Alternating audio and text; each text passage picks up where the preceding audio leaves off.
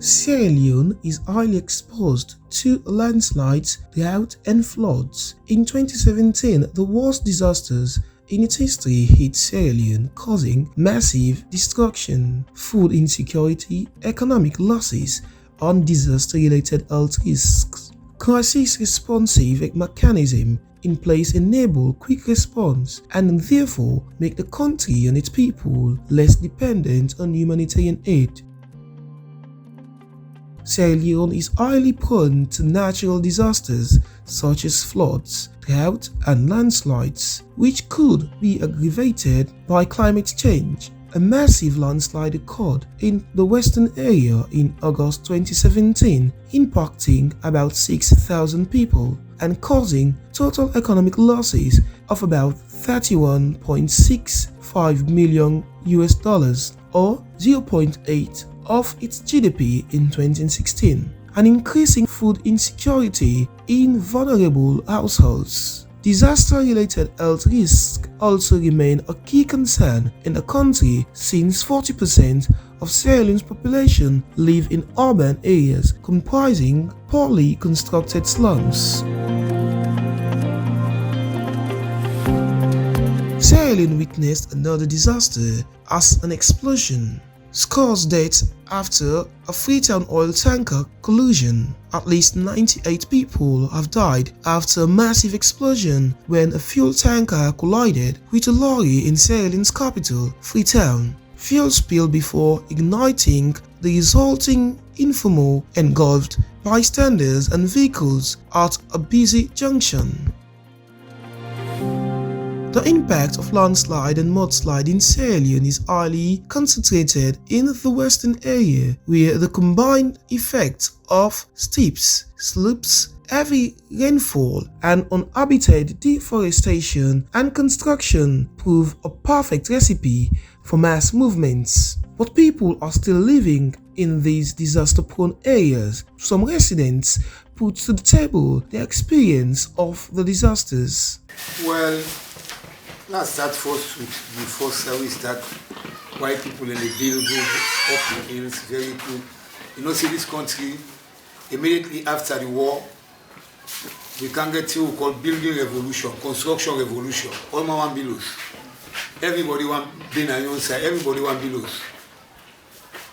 So that did the cause for too much migration. People can come up from one point, can't find themselves in the peninsula area up the hills.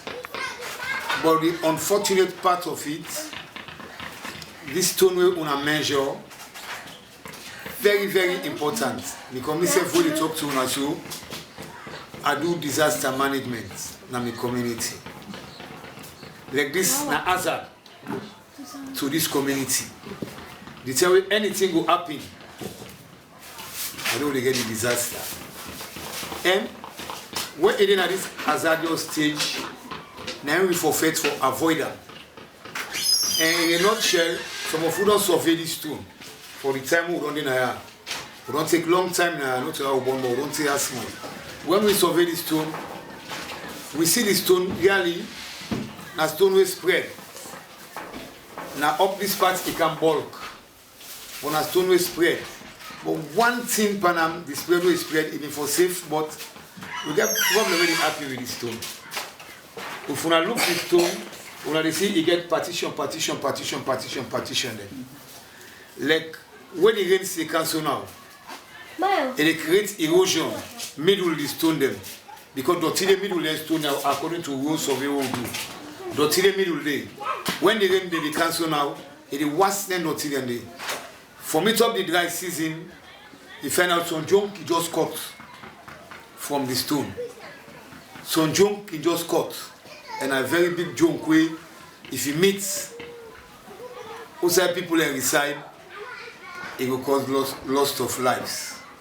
For real, I know the hype. Now reality I tell you.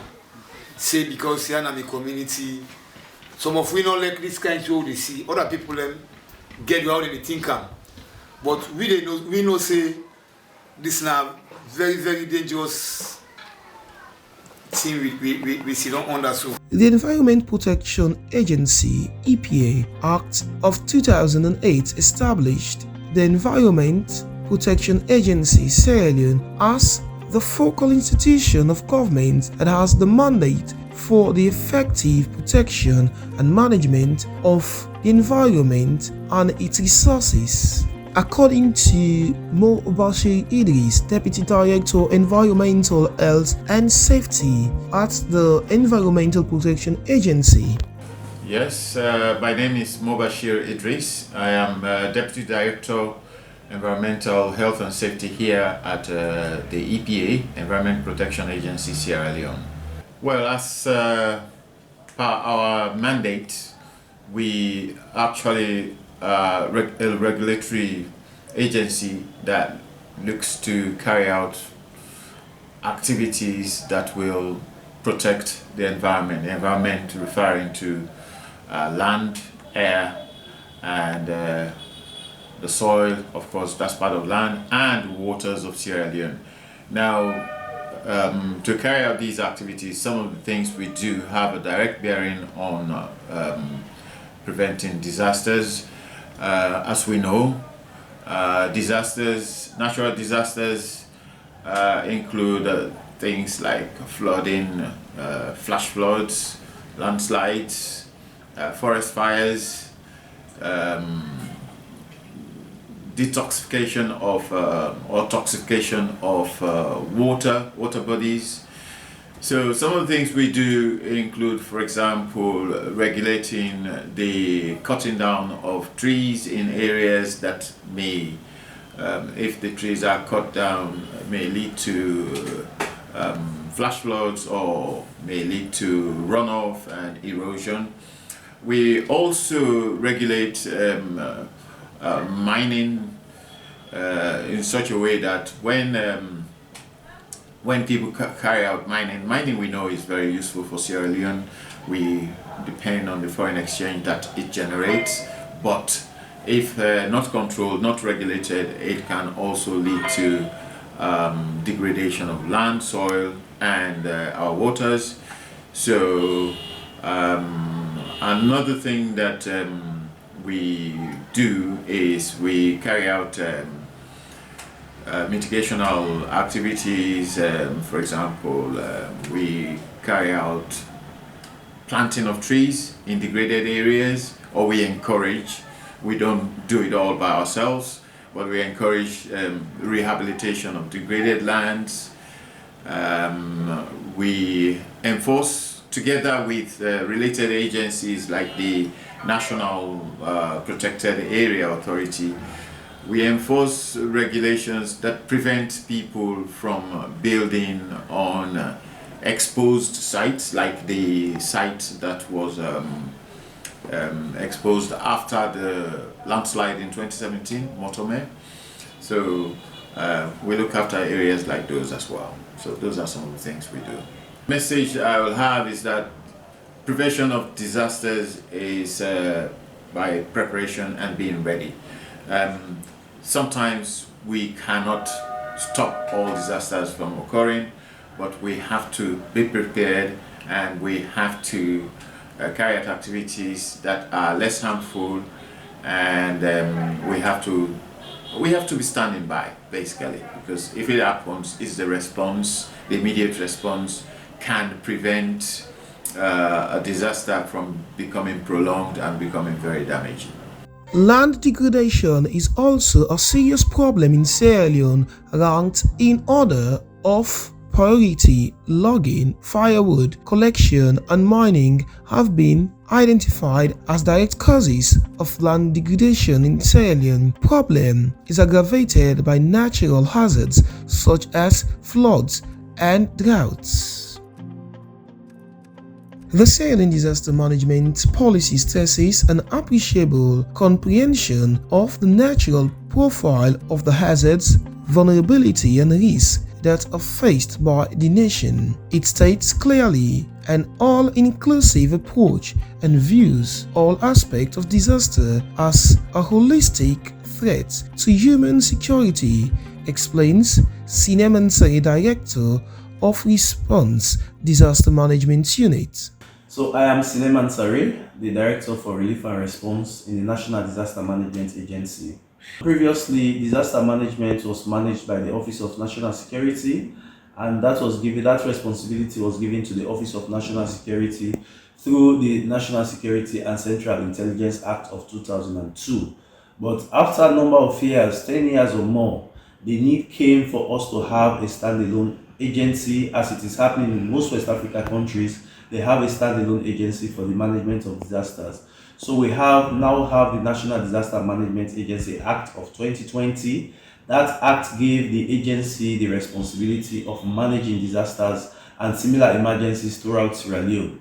So managing disasters take into consideration the risk reduction activities, the relief and response, and also the recovery aspect and the building back better. So that is what we're currently doing. And most times when disasters strike, we go to those communities, we try to get the real beneficiaries, those that are seriously impacted, we get them down and we provide relief support to them. We also give them livelihood support and to also make sure that they re-establish their life and continue with normal life. But that notwithstanding, even though we are giving out relief items, our focus is on risk reduction, prevention, mitigation, to make sure that the people who are impacted by disaster, the number is very less. We are doing it together with the community members. We've identified prone communities. We have community volunteers in those communities. And we also want to work together because they know the risk, we can see the risk, they identify the risk, and together with them, we can get some mitigation measures. We have done a lot of that. But again, we continue to see disasters taking place in several communities. We are doing our very best to make sure that we do not continue to have this kind of incident. So one big success is that the awareness is all over the place. People know, we are seeing the frequency, the severity, the intensity of the disasters now. Because of that, so much awareness has been created among the people. Some of them are helping us to actually reduce this risk, their participation. A big success again is that we, in record time, will give out relief items to people that are impacted by disasters. We have lots of partners that are coming on board, the INGOs, the international community, they are coming on board. We are doing risk reduction activities together with them, and we are also doing the response together. Another success, I will tell you, we have a very good team in terms of staff that are helping us to undertake disaster management job. So those are some of the successes that we have. We have people that are living in disaster-prone community. Most times, the disasters that we have in Freetown, these are man-made events. They are the ones creating the events. You see people live in catchment area, people living under bridges, people construct houses in the water. So what we have done to actually reduce those risks is to engage on massive public education, continue to engage them, get town hall meetings with them, get community engagement. So we are constantly airing out jingles so that people will know that the communities they live is very dangerous, especially now that we are in the rains. We try to send out those messages. We engage community volunteers, tell the volunteers to engage people in their community, tell them about the danger of where they are staying so that if in an event of flooding, for example, as we are in the rains, they can move out before time. But those are some of the challenges we have, the attitude of the people, but some of them are aware. In the past, Susan's Bay and Crew Bay, they used to be the epicenter for flooding. But now you hardly hear any results of any issue of flooding. The community will flood, but the people know what to do. They move away, they move their valuable items from those communities, from their houses. So when you have issues of flooding, the impact is very, very less. The agency is very much hopeful. We'll continue to engage our people. We'll continue to bring risk reduction activities. We don't want to be responding all the time. If we spend more time on risk reduction, prevention, mitigation, then we'll spend less with response. So we are engaging them, we'll continue to engage them, and we'll continue to go to those communities, identify those risks, map them, and find solutions to those risks. However, it is optimistic that the fight against disaster will be successful. Disaster has been a major problem Sierra Leone faced over the years. Sierra Leoneans need to learn from the previous cause of disaster over the years. However, there are organizations set to manage disaster in Sierra Leone, and we want to encourage them to continue educating citizens about disaster and also join hands with the government of Sierra Leone to stop selling lands that are prone to disaster.